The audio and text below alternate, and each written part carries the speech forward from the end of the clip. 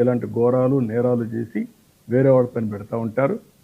ఈ ప్రభుత్వం అంత తమాషాగా ఉండదు. ఏదో మీరు అనుకున్నట్టు మీ ఆటలు సాగనీయం.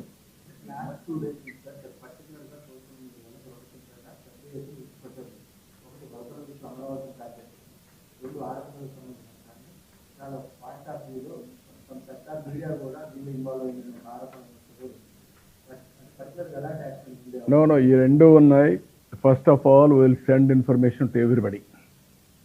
ఇన్ఫ్లుయెన్స్ కూడా వాస్తవాలు పంపిస్తాం, ఎక్కడికక్కడ పంపించి స్ట్రైటన్ చేయడం చూస్తాం.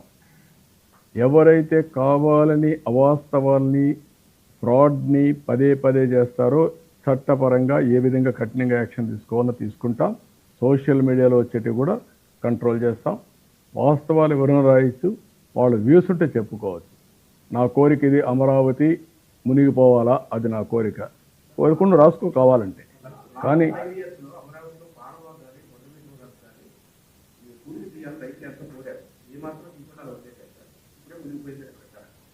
నేను చెప్పేది వాళ్ళకి మునిగిపోవాలని వాళ్ళ కోరిక, అది శ్మశానం కావాలని వాళ్ళ కోరిక. ఈరోజు అమరావతి భవిష్యత్తు రాజధానిగా తయారైతే చూసి వరవలేకపోతున్నారు, కాబట్టి మునిగిపోతుందని ప్రచారం చేస్తున్నారు. ఆడబిడ్డల్ని అవమానించేది మీ కల్చర్, మీ ఎమ్మెల్యేలు చేసే పని అంతా అది. ఇప్పుడు ఏ ఆడబిడ్డకు క్యారెక్టర్ లేదని ఎస్టాబ్లిష్ చేయాలని చూస్తారా మీరు? What nonsense you are talking. ఈరోజు బూతులు ఉన్నాయి ప్రభుత్వంలో, ఆడబిడ్డల పైన అగత్యాలు ఉన్నాయి ప్రభుత్వంలో. ఎవడన్నా వచ్చి లాస్ట్ డే అవుతుందని చెప్పారు. ఇప్పుడు కూడా చెప్తున్నా, మళ్ళా హెచ్చరిస్తున్నా, నేను ఉదాసీనత ఉండదు, ఫర్మ్గా యాక్ట్ చేస్తా. ఒకరిద్దరిని అవసరమైతే ఏం చేయాలో చేసి చూపించేదని సిద్ధంగా ఉన్నాం. అప్పుడే మీకు భయం వస్తుంది. ఏ నేరస్తుడుగా ఉండే వీళ్ళు రాజకీయ ముసుగులో వాళ్ళు సేవ్ చేస్తారని కూడా కళ్ళ అవుతుంది, గుర్తుపెట్టుకోండి.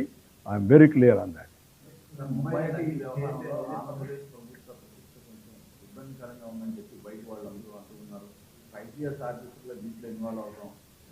అంటే ఒకటి కాదు కదా, ఈ రాష్ట్రంలో ఏది 5 ఏళ్ళు ఫేర్గా జరిగింది చెప్పండి? ఏ ఆఫీసర్ ఫేర్గా యాక్ట్ చేశారు చెప్పండి? ఫేర్గా యాక్ట్ చేసే ఆఫీసర్ని యాక్ట్ చేయనిచ్చారా చెప్పండి? అదే జరిగాయి. పోలీస్ ఆఫీసర్లు అట్టే బిహేవ్ చేశారు, వ్యక్తిగత ప్రయోజనాల కోసం పనిచేయించారు, అన్నీ జరిగాయి. చట్ట ప్రకారం అన్ని విషయాల్లో ఫర్మ్గా ఉంటాం. ఆ చట్టం దాని పని చేసుకుంటూ పోతుంది. నేను ఎవ్వరిపైన రాజకీయ వివక్షత లేదు, కక్ష లేదు. కానీ చట్టాన్ని చేతుల్లోకి తీసుకోవాలంటే మాత్రం చాలా స్పష్టంగా కఠినంగా ఉంటాం.